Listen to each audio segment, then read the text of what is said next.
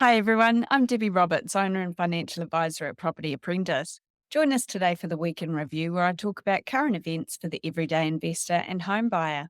Our topics for this week: topic number one from Stuff on the 30th of January. Landlords can now evict tenants without cause. Here's what you need to know. Topic number two from the Mortgage Mag on the 29th of January. The squeeze is set to ease. Topic number three from Oneroof on the 30th of January. Scary, scary time. Home renovation spend drops 13% as Kiwis tighten their wallets. Topic number four from Stuff on the 28th of January. Less than $500,000 savings is enough for most retirees, report finds. Topic number five from RNZ on the 30th of January. How much longer do borrowers want to wait for best interest rate?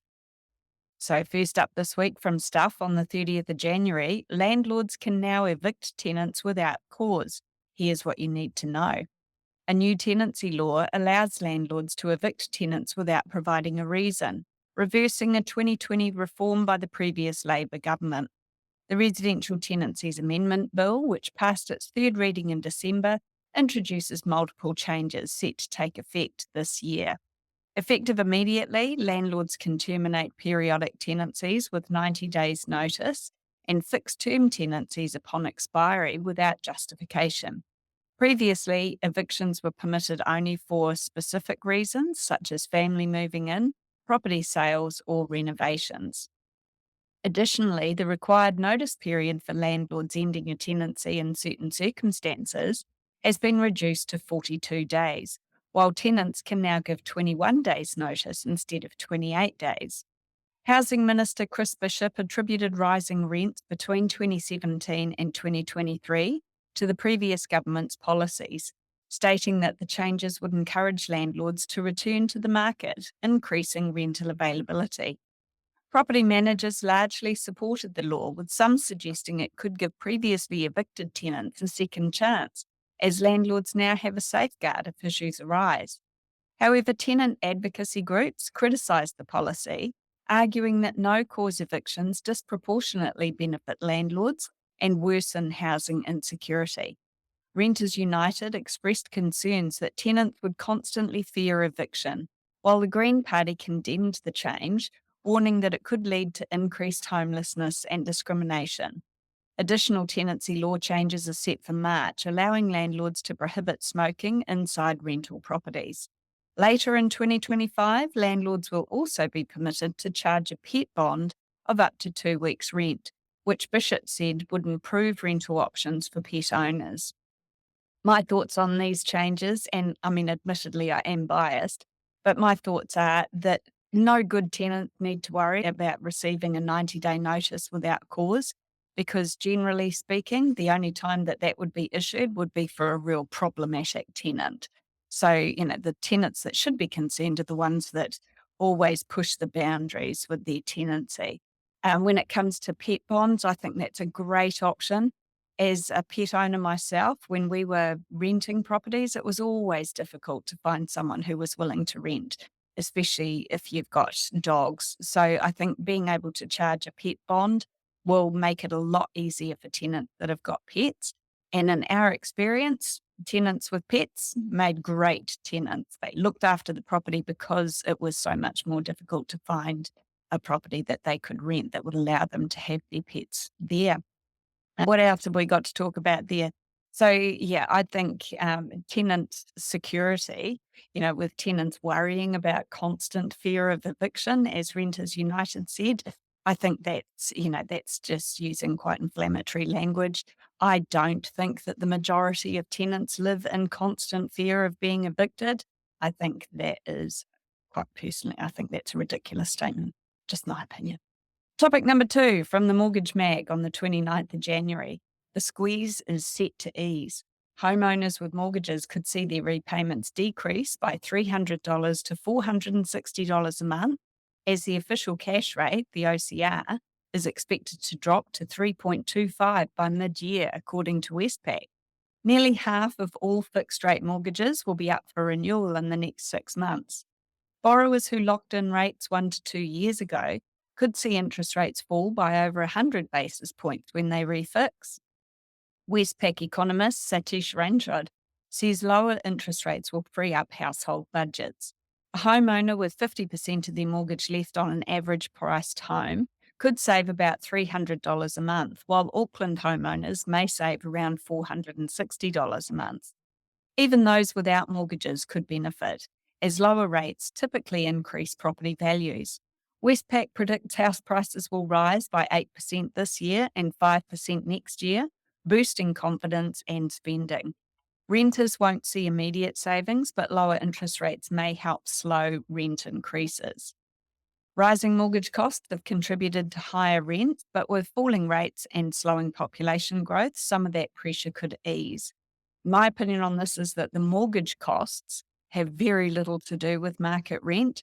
However, as landlords' costs increase, particularly with things like rates and insurance costs increasing, that means that more landlords look at reviewing the rents every year now, as opposed to previously, they might not have been quite so strict on reviewing their rents.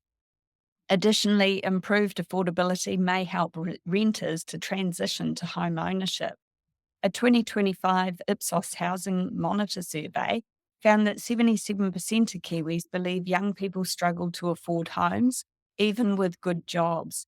And I find that absolutely shocking, considering that at the moment, the percentage of buyers in the market favours first home buyers. So, there are first home buyers out there every week purchasing their first home. So it shocks me that 77% of Kiwis believe that it's a struggle. So anyway, many feel that the situation has worsened despite the fact that the majority of buyers are first home buyers. 74% say buying or renting is harder now than for past generations, with 81% of under 35s agreeing. I think that the media has got quite a bit to say about that particular topic, and I think that has unfortunately set that with a lot of young buyers. I think if you've got a good plan and you're motivated to buy your first home, nothing is going to stop you.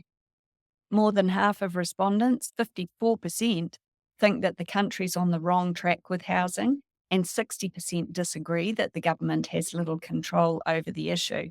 High property prices, 51%, and rental costs, 49%, are the top concerns, with renters feeling the strain more than homeowners, which is unsurprising considering that we've had a significant decrease in median values in New Zealand over the last few years.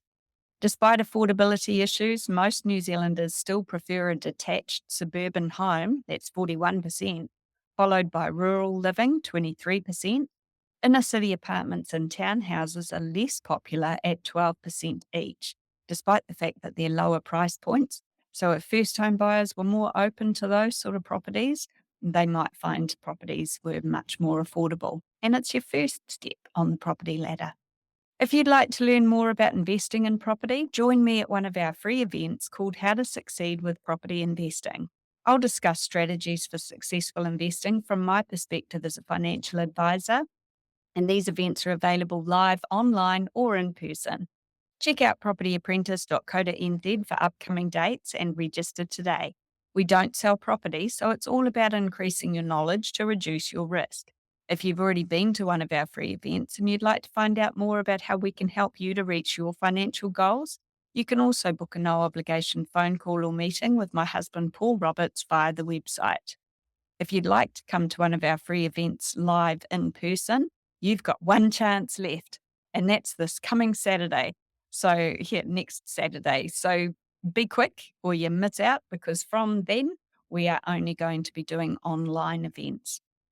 Topic number 3 from Oneroof on the 30th of January. Scary, scary time. Home renovation spend drops 13% as Kiwis tighten their wallets. Homeowners in New Zealand spent 13% less on renovations in 2024, opting for more budget-conscious improvements. Despite the reduced spending, demand for renovations remained strong, reflecting a shift towards cost-effective projects. Builders Crack spokesperson Rachel Radford noted that while the overall spend was down, there was a significant 190% increase in requests for home extensions, and bathroom renovations were particularly popular, accounting for 60% of kitchen bathroom category requests.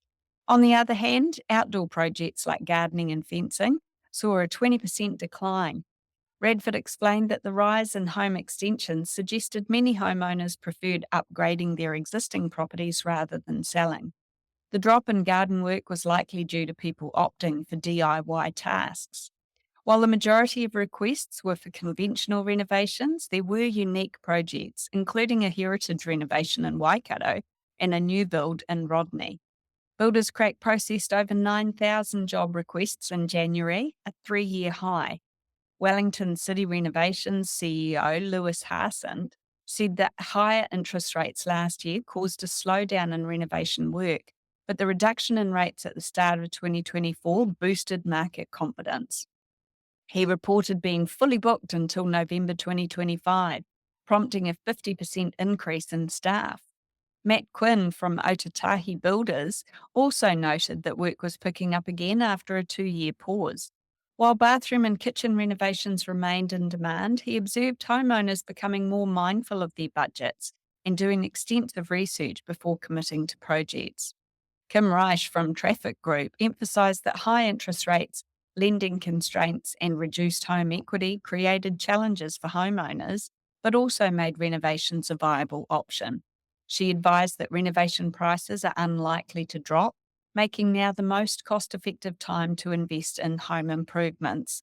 I would also suggest that this creates a bit of an opportunity for people who are looking to purchase an investment property or a home with value-add potential, because with there being less demand for renovations, and that also suggests that buyers would be looking for properties that they don't need to add value to. So, great opportunity there for you to purchase a property and add value to it yourself. Topic number 4 from Stuff on the 28th of January, less than $500,000 savings is enough for most retirees, new report finds. A recent report reveals that New Zealand retirees can live comfortably on a lower income than previously thought. For a no-frills lifestyle, a 2-person household requires $909.90 per week in metropolitan areas and $1,031.85 in provincial areas, both of which exceed the New Zealand super payment of $799.18 after tax. While retirees are still spending more than the New Zealand super provides, the shortfall is smaller than anticipated. The study, which has just been released as part of the New Zealand Retirement Expenditure Guidelines by Massey University's ThinEd Centre, highlights rising costs for housing, utilities, transport and insurance as the primary financial pressures. The report categorises living expenses into 2 levels: no frills for basic living and choices for a more comfortable lifestyle. A no-frills household in a metropolitan area needs $120,000 in savings, while those in provincial areas require $252,000.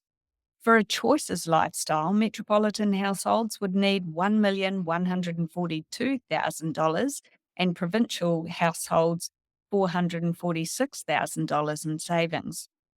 Associate Professor Claire Matthews emphasised that Kiwis must plan for additional income beyond New Zealand super to meet these living costs, especially as retirement planning becomes more urgent for Generation X. Matthews also pointed out that millennials, now about 20 years from retirement, should start planning early. And I absolutely agree with that. The sooner you start, the easier it gets. And it should start with having a good KiwiSaver fund. So it's one of the things that I do for our clients at Property Apprentice is review their KiwiSaver and make recommendations if appropriate. Topic number 5 from RNZ on the 30th of January. How much longer do borrowers want to wait for the best interest rate? ANZ economists have advised that those considering locking in interest rates at the market's bottom should think carefully about how much longer they want to wait. According to their latest Property Focus report, recent movements in interest rates have been driven by wholesale markets, with borrowers now facing decisions on whether to shift from short-term fixes to longer-term options.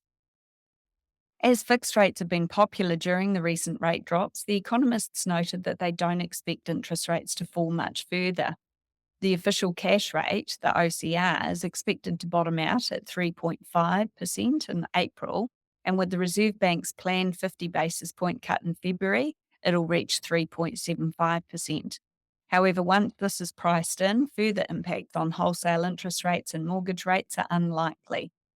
Borrowers now must decide if it's the right time to extend their fixed rates. While there could be further small drops due to competitive pressure, significant reductions are not anticipated. Those looking for cheaper 4 or 5 year fixes might have missed the best deals as these rates have risen recently, but short term fixes, 1 or 2 year options, may still be appealing due to their lower cost.